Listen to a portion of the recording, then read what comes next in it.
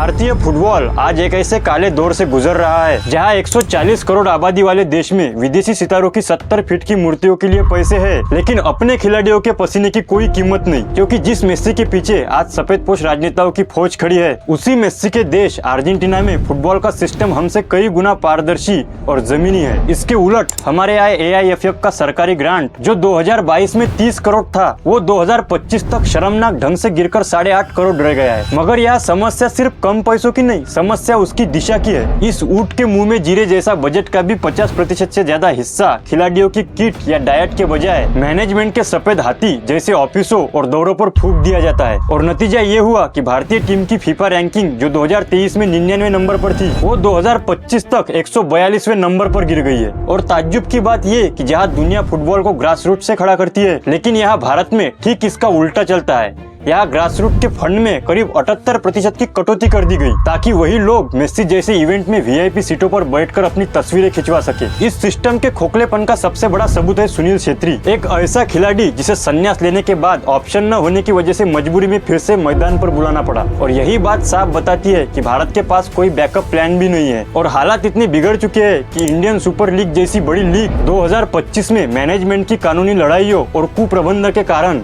बंद होने की कगार पर पहुंच गई है। इसका मतलब हजारों युवाओं का करियर दांव पर लगा है। इससे एक बात साफ है कि भारत में फुटबॉल की दुश्मन कोई विदेशी टीमें नहीं, बल्कि वो सड़ा हुआ सिस्टम और सरकार है जो स्टेडियम के घास से ज्यादा अपने राजनीति के चमक की फिक्र करती है। और जब तक 150 करोड़ का तमाशा बंद होकर पैसा सीधे मैदान और खिलाड़ियों तक नहीं पहुंचता, तब तक भारतीय फुटबॉल का भविष्य इन बंद कमरों में बैठी फाइलों के बीच दम तोड़ता रहेगा।